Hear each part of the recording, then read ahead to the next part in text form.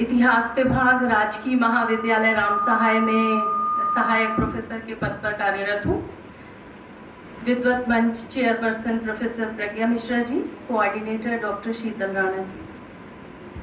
आपकी अनुमति से मैं अपना शोध प्रपत्र आपके सामने प्रस्तुत कर रही हूँ। उसके पहले मैं ये कहना चाहती हूँ कि हमारा महाविद्यालय लगभग कानपुर केंद्र से 48 किलोमीटर अंदर है, मतलब ग्रामीण अंचल में है, और मेरे शोध का विषय है स्वतंत्रता आंदोलन में कानपुर की गुमनाम क्रांतिकारी नायिकाएं।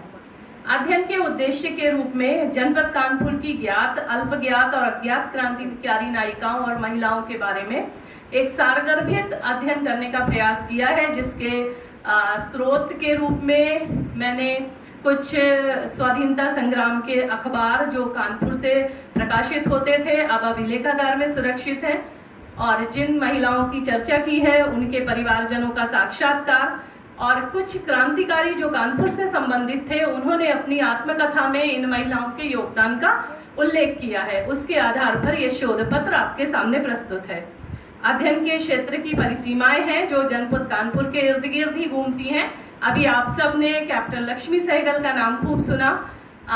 दीदी हमारे ही कानपुर में अपना स्वाधीनता के बाद का जीवन उन्होंने हमारे कानपुर में ही बिताया, और हम सब मतलब कानपुर वासी बहुत सौभाग्यशाली हैं जो हमें उन्हें देखने का अवसर प्राप्त हुआ। सबसे पहले मैं नाम लेना चाहती हूँ ताईजी दीक्षित का, जो 1921 के आसपास हमें कानपुर के जो आंदोलन है, गांधीवादी आंदोलन, उनमें दिखाई देती हैं, और इनका केवल 2 चित्र मिला है अभी तक मुझे, और एक अखबार में दो बार उनका नाम, कि वो जितने भी सुपरिंटेंडेंट, मतलब वो जितने वॉलेंटियर्स थे उनकी सुपरिंटेंडेंट थी कानपुर में, और गांधीवादी आंदोलनों में चरखा और धरना और पिकेटिंग जो शराब की दुकानों में होती थी उसमें बढ़ चढ़कर हिस्सा लेती थी। उसके बाद एक नाम आता है मासी माँ श्रीमती सुनिधि देवी का। वो बंगाली महिला थी और बंगाल की ही रहने वाली थी। 1925 में कानपुर आ गई थी और SN सेन महाविद्यालय कानपुर का है, उसमें अध्यापन करती थी, और उनके साथ उनकी सुपुत्री भी आई थी जिनका नाम ननीबाला था, और इन्हें क्रांतिकारियों में जो संगठन में उनको माया देवी कहा जाता था और प्यार से उनको खोखी कहा जाता था। और वो पहले कॉलेज के हॉस्टल में रहती थी। जब उनकी क्रांतिकारी गतिविधियां बहुत ज़्यादा बढ़ गई तो चमनगंज क्षेत्र है कानपुर में, वहाँ उन्होंने किराए का मकान लिया जहाँ चंद्रशेखर आजाद के कवर करने का काम उन्होंने कई बार किया। इसके बाद मैं एक और नाम लूँगी तारा अग्रवाल का, और वो गांधीवादी आंदोलनों से कानपुर के क्षेत्र में जानी जाती हैं। इन्होंने महिलाओं के क्षेत्र में बहुत काम किया। एक बार का प्रकरण है कि जब वो अपने पति के साथ और बच्चों के साथ कश्मीर गई थी तो वहाँ पर एक जगह बर्फ जमी हुई थी और उनके हस्बैंड का पैर फिसल गया और उसके अंदर वो पानी में चले गए। मैडम को भी तैरना नहीं आता था और उनके हस्बैंड को भी, और किसी ने उनकी मदद नहीं की। फिर भी उन्होंने अपने पति को खींच के बाहर निकाला, और उसी समय उन्होंने प्रण कर लिया कि वो महिलाओं को इतना शक्तिशाली बनाएंगे कि वो 2 पुरुष को उठा ले। तो उन्होंने कानपुर में पहली महिला व्यायामशाला 1940 में स्थापित की और महिलाओं के लिए स्विमिंग का काम शुरू किया। खुद भी सीखा और समस्त महिलाओं को सिखाया। इसके बाद भी 1931 में कानपुर में जब हिंदू मुस्लिम दंगा हुआ तो उसमें उनका घर जला दिया गया, और अखबार में, वर्तमान पेपर में खूब छापा कि तारा अग्रवाल का घर जला दिया गया है। इसी दंगे में गणेश शंकर विद्यार्थी शहीद हो गए थे। और इसके बाद भी जब 31 में गांधी जी वहाँ पहुँचे तो महिलाओं को आभूषण प्रियता अलग होती है, तो गांधी जी के आगमन में मैडम खूब सारा जेवर पहन के पहुंची। तो गांधी जी ने कहा देश को आपके इस आभूषण की जरूरत है, तो उन्होंने अपनी 8 सोने की चूड़ियां और गले में पहना हुआ हार उनकी झोली में डाल दिया गांधी जी की। और इस तरह से फिर 1942 में वो 18 महीने कड़े संघर्ष के बाद उन्हें जेल में रखा गया। इसके पहले चंद्रशेखर आजाद उनके घर में रुकते थे आके, उनके घर के प्रेस में चंद्रशेखर आजाद के पर्चे छपते थे।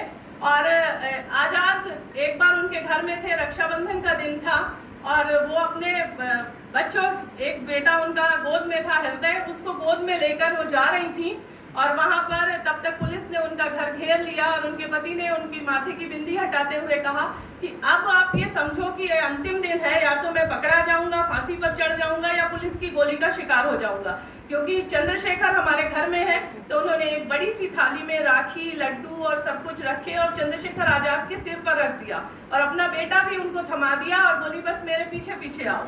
नीचे पुलिस कप्तान से बोली कि देखिए हम अपने भाई के घर जा रहे हैं, अच्छा हुआ आप समय पर आ गए, लाइए पहली राखी आपको बांध देते हैं। और राखी बांधते सब माहौल दूसरी तरह का हो गया और वो आजाद को लेकर वहां से निकल गई। इसके बाद एक नाम आता है नारायणी त्रिपाठी का। नारायणी 6 वर्ष की थी, तब से क्रांतिकारी आंदोलन में लिप्त थी, और कांग्रेस के अधिवेशन में झंडा गीत गाया जा रहा था, कांग्रेसी कार्यकर्ता गलत गा रहे थे। 6 साल की नारायणी मंच पे दौड़ के चली और उन्होंने कहा ये सब गलत गा रहे हैं, और उन्होंने सही झंडा गीत का गायन किया।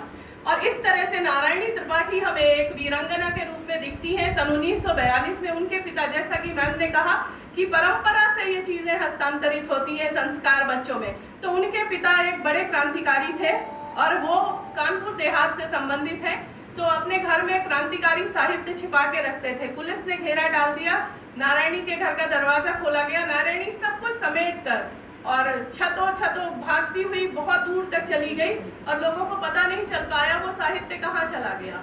उसके बाद भी वो अपने पति के साथ संघर्ष में लगी रही।